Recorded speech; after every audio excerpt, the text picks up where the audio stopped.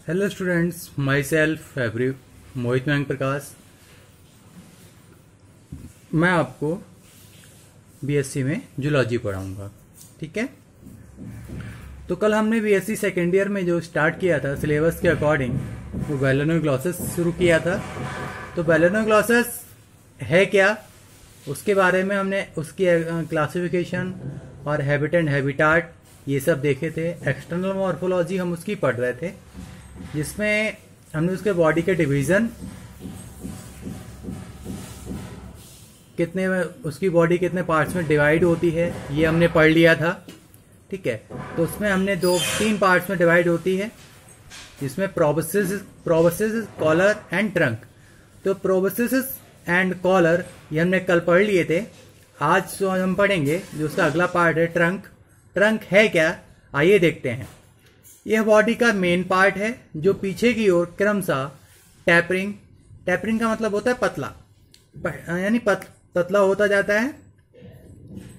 इसके शरीर की पूर्ण लंबाई में आगे से पीछे तक मिड डोर्सल तथा मिड वेंट्रल सरफेस, मध्य पृष्ठ तथा मध्य अधर तलों पर एक एक रिज यानी उभार होता है। क्या होता है? उभार होता है। इसे तीन भागों में विभेदित यानी डिवाइड किया जा सकता है। ये तीन भाग कौन कौन से हैं, आइए देखते हैं। पहला है ब्रैंकियोजेनाइटल रीजन, अग्रभाग या क्लोम जननिक भाग। ठीक है। इसके मिड डॉर्सल रिज यानी मध्य पृष्ठ उभार के दोनों ओर एक एक स्पष्ट गिल रंध्रों, गिल पोर्स की लॉन्गिट्यूडनल लाइन, यानी लॉन्गिट्यूडनल लाइन को हम हिंदी में अनुदैर्ध्य पंक्ति कहते हैं, होती है। इसी भाग के रिप्रोडक्टिव ग्लैंड्स यानी जनन ग्रंथियों की दो लाइंस भी पाई जाती हैं। एनिमल की एज ग्रोथ के साथ साथ गिल स्पोर की संख्या में भी ग्रोथ होती है। यानी जो एनिमल की जैसे जैसे एनिमल्स की ग्रोथ होगी, वैसे वैसे उसके गिल स्पोर की जो संख्या है वो भी बढ़ती जाएगी, उनमें भी ग्रोथ होगी। वन पेयर जेनाइटल विंग्स या लैटरल फोल्डिंग वुडन पार्ट्स में बनाती हैं। जो जेनाइटल विंग्स हैं वो लैटरल फोल्डिंग में बनाती हैं। इसका अगला पार्ट है हेपेटिक रीजन, यानी इसको हिंदी में हम एकार्त क्षेत्र कहते हैं। तो हेपेटिक रीजन क्या है, आइए देखते हैं। यह लगभग ग्रीन कलर का होता है। इसकी डॉर्सल सरफेस यानी पृष्ठ तल पर डाइवर्टिकुलम, पृष्ठ सरफेस पर डाइवर्टिकुलम यानी अंधनाल के असंख्य उभार पाए जाते हैं, जिनको हेपेटिक सीकी या एकर्त, हिंदी में एकर्त सीकी कहते हैं। सम स्पीसीज यानी कुछ जातियों में यह एक्सटर्नल रिज अधिक दिखाई देते हैं, जिसकी वजह से यह काफी बड़ा दिखाई देता है। अब हम इसके अगले पार्ट पर आते हैं। एब्डोमिनल और कॉर्डल रीजन, यानी इसे हम हिंदी में पश्च भाग या उदरीय या पुच्छ भाग कहते हैं। ये है क्या, आइए देखते हैं। यह ट्रंक रीजन का पोस्टीरियर पार्ट है। किसका? यह ट्रंक रीजन का पोस्टीरियर पार्ट है, जो धीरे धीरे पतला होता चला जाता है तथा इसके एंड में एक पोर की ओपनिंग होती है, जिसे हम एनस कहते हैं। ट्रंक सीलोम दो लैटरल प्लेक्सिस यानी पार्श्व प्रगुहिका में डिवाइड होती है।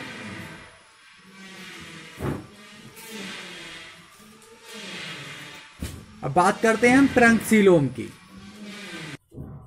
ट्रंक सीलोम, इसे मेटासील भी कहते हैं। यह एक complete ventral and incomplete dorsal entropy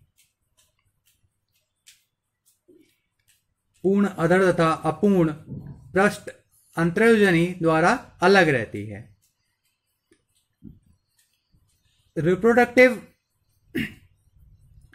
क्लोम reason यानी क्लोम जननिक भाग में यह एक लैटरल सेप्टम, ठीक है, पार्श्व पट द्वारा दो लैटरल सीलोम में बटी होती है, जिसे हम कॉलर ट्रंक सेप्टम या कॉलर धड़ पट कहते हैं। क्या कहते हैं?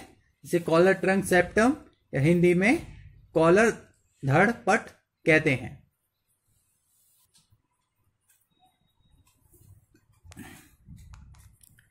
ठीक है, आप इसमें प्रोबोसिस का बैलोनोग्लोसस का डायग्राम देखेंगे।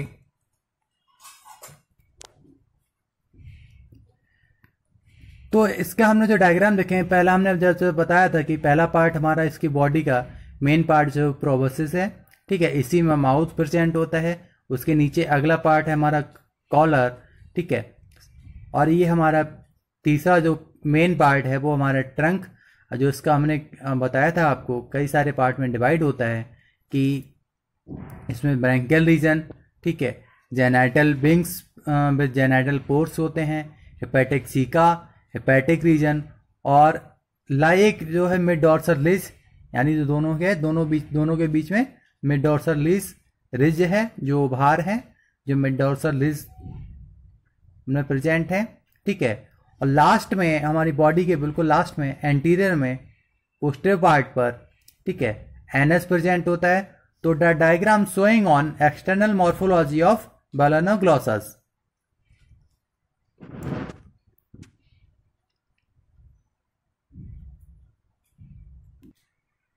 मैं समझता हूं कि आप लोगों को समझ में आ गया होगा कि डायग्राम कैसे बनाना है, और चलिए आगे चलते हैं।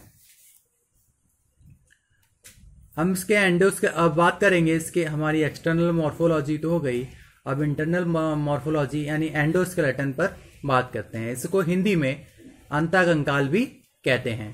तो बैलोनोग्लोसस के एंडोस्केलेटन में निम्न संरचनाएं होती हैं, ठीक है। तो इसमें कौन कौन सी संरचनाएं होंगी, आइए हम पे एक नजर डालते हैं।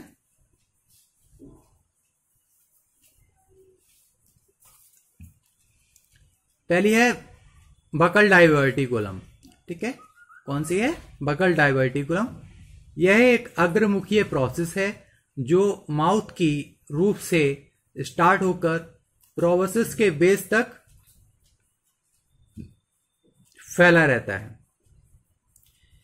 इसको नोटोफॉर्ड के समजात रचना मानी जाती है, परंतु इसे केवल एंडोडर्म की बने होने के कारण तथा केवल शरीर के अग्रभाग में स्थित होने के कारण स्टोमोकॉर्ड भी कहते हैं। यह अधिक सक्रिय, धानीयुक्त, वैक्यूलेटेड सेल्स की एक लाइन का बना होता है।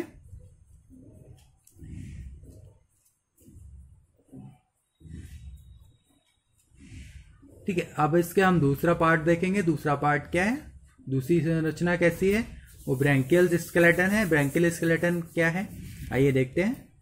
यह फेरिंग्स की वॉल में प्रेजेंट गिल पोर्स को आधार प्रदान करने वाली एम की आकृति की असंख्य स्केलेटन ब्रांचेस हैं। इनकी फॉर्मेशन भी बेसमेंट मेम्ब्रेन के ठीक मोटे हो जाने से होती है। इनके बीच की भुजा दोनों भारी भुजाओं की अपेक्षाकृत मोटी होती है तथा स्वतंत्र सिरे पर दोनों भागों में बटी रहती है। अगला है हमारा अगली जो संरचना है वो प्रोबोसिस स्केलेटन क्या है, देखते हैं। यह एक चौड़ी चपटी लगभग आयताकार मध्यवर्ती प्लेट नुमा मीडियन प्लेट रचना है जो आधारो झिल्ली की मोटाई में बढ़ जाने से बनती है।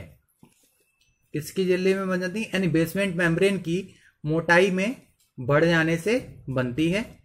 यह मध्यवर्ती प्लेट यानी मीडियन प्लेट नीचे की ओर कील, नोटल तथा पीछे की ओर से फैलते सुरंगों में यानी हॉर्न्स में फैल जाती है। किसमें फैल जाती है? हॉर्न्स में। ठीक है, अगला जो लास्ट पार्ट है इसका वो है फाइगोकॉर्ड। इसको हम हिंदी में पुच्छ रज्जु कहते हैं।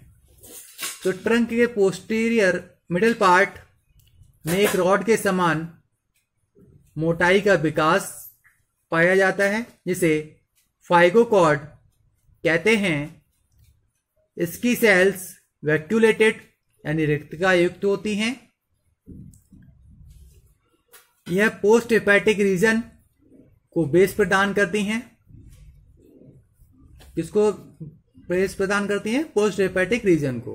अब आइए इनके डायग्राम देखते हैं। इनके डायग्राम्स क्या हैं? जैसे ब्रेंकियल स्केलेटन का डायग्राम है। ठीक है, जैसा कि मैंने बताया था कि इसका जो मेन पार्ट है वो रॉड ऑफ सेप्टम वो काफी मोटा होता है और ये रॉड ऑफ टंग वार है। ठीक है, ये हमारा ब्रेंकियल स्केलेटन का डायग्राम है। ये हमारा प्रोबोसिस स्केलेटन का डायग्राम है जिसमें कैप ये हॉर्न शेप है। ठीक है, मीडियन प्लेट में वेंट्रल कील की फॉर्मेशन होती है और ये हॉर्न से जुड़ी हुई होती है। तो ये हमारे प्रोबोसिस स्केलेटन का डायग्राम है।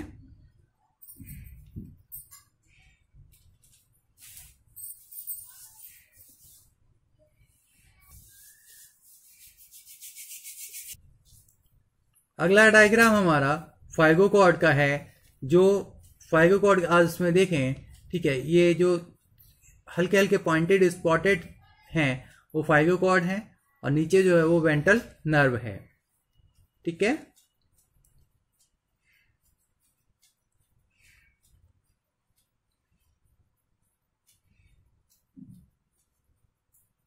तो आज हम इतना ही करते हैं। कल हम इसको पूरा करेंगे। Thank you.